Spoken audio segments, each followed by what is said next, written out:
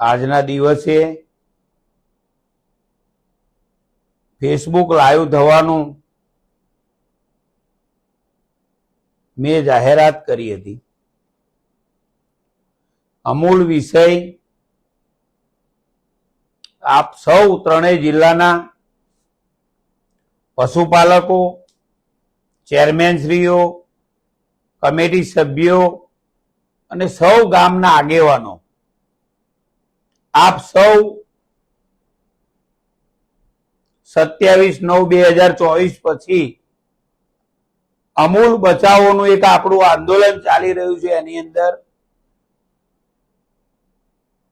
અનેક પશુપાલકોને કઈ રીતે હેરાન કરવા, દૂધ મંડળીઓની અંદર કઈ રીતે સેક્રેટરી હોય, ચેરમેન હોય, કઈ રીતે કંઈક ને કંઈક મુદ્દા બનાવીને છેલ્લા 1 વર્ષથી આ દૂધે દોયેલી ટોળકી મારા તમામ દૂધ મંડળીના ચેરમેનશ્રીઓ, સેક્રેટરીઓને હેરાન કરી રહી છે। આજે એક મારી જોડે પત્ર આવ્યો છે। એ પત્રની જો વાત કરું તો 41 દૂધ મંડળીઓના ચેરમેનશ્રીઓના એમનો મત આપવાનો અધિકાર આમને રદ કર્યો છે। રદ કર્યો છે એટલે આવતીકાલે આ તમામ 41 મંડળીઓના આપણે એમનો કોન્ટેક્ટ કરવાના છીએ અને 1-2 દિવસની અંદર અમૂલની આમ તમામ મંડળીઓ જે એમને 41 રદ કરી છે, મંડળીઓ વાળાને સાથે રાખી અને આપણે હાઈકોર્ટની અંદર પિટિશન દાખલ કરવા જઈ રહ્યા છીએ। આ 41 મંડળીઓ કયા જિલ્લાની, કયા તાલુકાની છે તો હું વાત કરું તો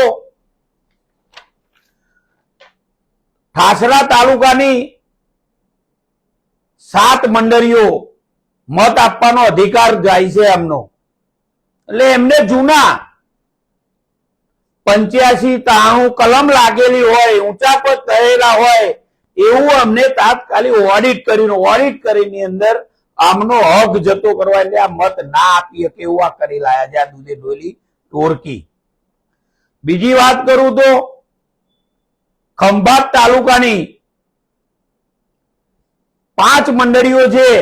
એ મંડળીઓના હું નામ આપું: શક્કરપુરા મંડળી, મીટલીની દૂધ મંડળી, ખોડિયારનગર દૂધ મંડળી, ઇસ્લામપુરા દૂધ મંડળી અને કંસારી ગામની દૂધ મંડળી। આ ખંભાત તાલુકાની આ 5 મંડળીઓ છે। આપ તમામ ફેસબુક લાઈવ જોઈ રહ્યા હોય તો પણ આ વિસ્તાર, આ તાલુકાની અંદર એમને તાત્કાલિક જાણ થાય ને કાલને કાલ આપણે એમનો કોન્ટેક્ટ કરી અને હાઈકોર્ટની અંદર પિટિશન દાખલ કરવા જઈ રહ્યા છીએ કે ખંભાતની આ 5 મંડળીઓ મતદાન ના કરી શકે। એટલે તમામ ચેરમેનશ્રીઓ જે પણ કોર્ટની અંદર લડવાનું થશે તો પણ હું તમારી સાથે છું। તમારે 1 પણ રૂપિયો બગાડવાનો નથી। હાઈકોર્ટની અંદર જે કોઈ વકીલ રોકી ખર્ચો કરવાનો થશે તો પણ હું કરીશ। આપ સૌ પણ એક જાગૃતતા લાવો અને તમામ મંડળીઓને જાગૃત કરવાની અંદર। બીજી વાત કરું તો માતર તાલુકાની પુનાજ ગામની એક મંડળી, દૂધ મંડળીને એનો પણ આવો હુકમ કરાયેલા હશે કે મત ના આપી શકે, એને પણ આપણે કોર્ટમાં જઈએ છીએ। મહેમદાવાદ તાલુકાની સણસોલી દૂધ મંડળી, ભૂમાપુરાની દૂધ મંડળી, આ 2 મંડળીઓ મહેમદાવાદ તાલુકાની છે। બીજી આગળ વાત કરું તો બોરસદ તાલુકાની પિરોદરા દૂધ મંડળી અને દહેમ દૂધ મંડળી, આ બંને દૂધ મંડળીઓ એનો પણ આ રીતે રદ કરાવી લાયા છે। મૌદાની વાત કરું તો સિંઘાલી દૂધ મંડળીની અંદર પણ એક આવો હુકમ કરાયો છે આજે આ દૂધે દોયેલી ટોળકીએ। નડિયાદ તાલુકાની 2 દૂધ મંડળીઓ છે, એક દૂધ મંડળી ફતેપુરા દૂધ મંડળી અને પીપળાદા દૂધ મંડળી। કઠલાલ તાલુકાની જો વાત કરીએ તો બરકુંડા દૂધ મંડળી અને ભગતના મુવાડા દૂધ મંડળી, એનો પણ આ દૂધે દોયેલી ટોળકી હુકમ કરાવી લાવી છે। પેટલાદની જો વાત કરીએ તો રામનગર સાસેડ દૂધ મંડળી અને સુણાવ દૂધ મંડળી, પેટલાદની 3 દૂધ મંડળીઓ છે. આ કપડવંજની એક વાત કરીએ તો વડધરા દૂધ મંડળી છે. આણંદની 5 દૂધ મંડળીઓ છે. અડાસ, મોગર, વાસદ, ગાના અને જાખરિયા, આ આણંદની 5 દૂધ મંડળીઓ છે. ઉમરેઠની વાત કરીએ તો પ્રતાપપુરા, અરડી અને સહેલી, ઉમરેઠની 3 દૂધ મંડળીઓ છે. આ ટોટલ 41 દૂધ મંડળીઓ આવનારા દિવસોની અંદર આ અમૂલની ચૂંટણી આવે તો 41 જણ મત ના આપી શકે. એટલે કે આ દૂધે ઢોળેલી ટોળકી તમામ 3 જિલ્લાના ચેરમેનોથી બી જોયેલી છે. એમને પોતાને ખબર પડી જઈ છે કે આ વખતે આપણે જીતવાના નથી. એટલે આપણો મત આપવાનો અધિકાર કોઈને કોઈ જૂનું રેકર્ડ કાઢી લાવે, કોઈને બીક મૂકીને દબાઈ લાવે, તો કોઈને ફોન કરે કે તમારી આ મંડળીમાં આવું થયું છે, જો તમે અમને મત આપશો તો તમારો મત આપવાનો અધિકાર રહેશે. એટલે આ દૂધે ધોયેલી ટોળકી, તમે એની ચિંતા ના કરશો. આ મારા 3 જિલ્લાના ચેરમેનો વતી હાઈકોર્ટમાં જવાનું થશે તો પણ હું જઈશ, પણ આ બધી 41 મંડળીઓને અમૂલની અંદર મત આપવાનો અધિકાર મળે એના માટે હું લડીશ. એટલે આવનારા દિવસોની અંદર તમે તમારી જાતને જે સમજતા હોય એ, પણ કઈ ને કઈ રીતે મારા તમામ ડેરીઓના ચેરમેનો તમે હેરાન કરી રહ્યા છો. એટલે આવનારા દિવસોની અંદર આ બધા ચેરમેનો સાંભળે છે અને જોઈ પણ રહ્યા છે કે છેલ્લા તમે 10 મહિનાથી આ તમામ દૂધ મંડળીઓને કઈ ને કઈ રીતે હેરાન કરી રહ્યા છો. બીજી વાત કરું તો અમૂલના ડિરેક્ટર બોર્ડના એવા ચેરમેન, વાઇસ ચેરમેન પપ્પુભાઈ પ્રેસ કરી હતી ત્યારે પણ કહ્યું હતું કે અમે અમૂલની અંદર દાનની ગુણે 35 રૂપિયા ઘટાડીએ છીએ.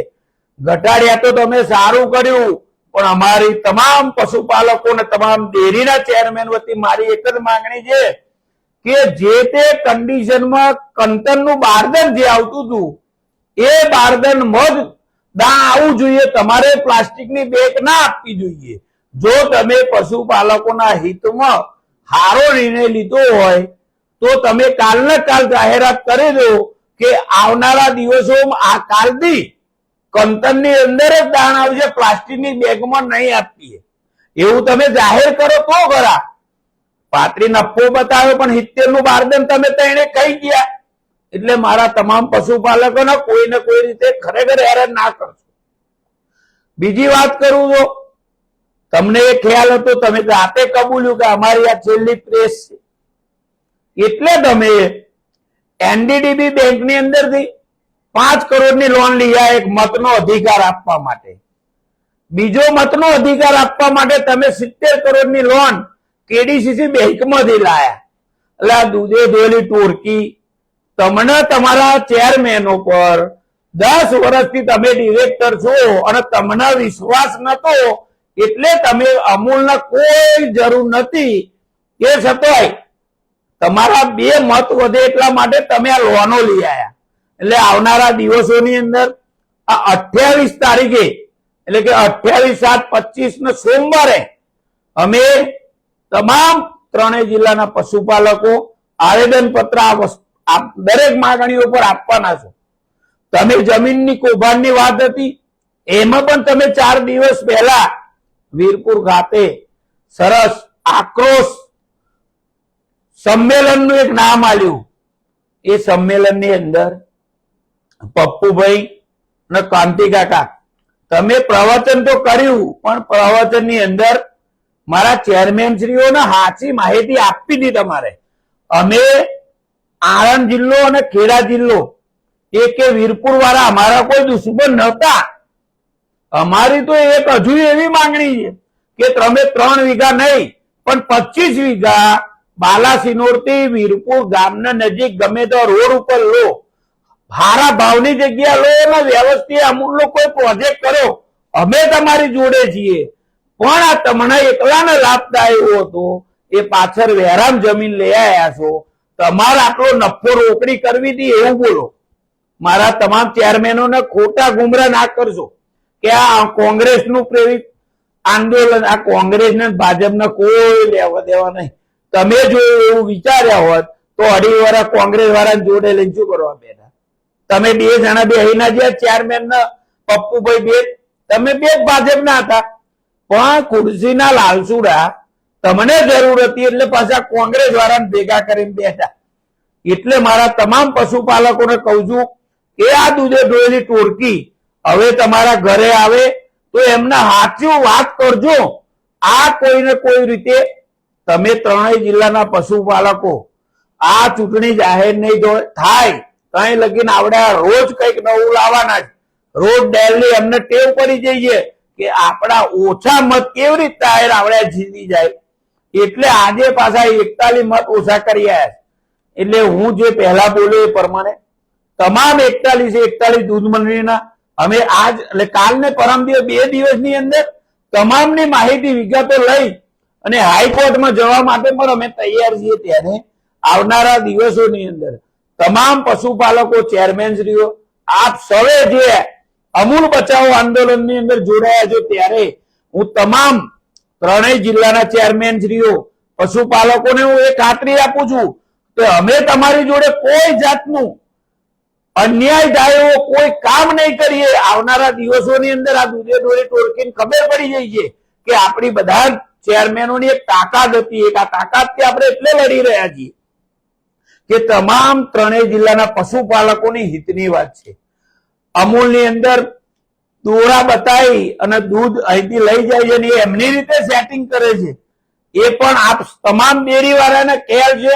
પણ જો આપણે બોલીએ તો આપણે ઓડિટ વાળાને મોકલી દેશે, વાન ચેક કરવા મોકલી દેશે. એટલે આ બધાના બીવાની જરૂર નથી. આ 2 મહિના આપણે ખૂબ શાંતિથી હાચવીને કાઢવાની જરૂર છે. આ દૂધે ઢોળેલી ટોળકી કોઈને કોઈ રીતે આપણને છેતરી ના જાય એની પર આપણે ચિંતા કરીએ. એટલા માટે આપ સૌને જયારે હું આ 28 તારીખ એટલે કે સોમવારના દિવસે અમૂલે આપણે ભેગા થવાનું છે, તે આવેદન પત્ર આપવા જઈ રહ્યા છીએ. ત્યારે 3 જિલ્લાના તમામ ચેરમેનશ્રીઓ, આગેવાન અને પશુપાલકો અમૂલ બચાવો આંદોલનની અંદર આપ સૌ મોટી સંખ્યામાં જોડાઓ એવી આપ સૌને હું વિનંતી કરું છું.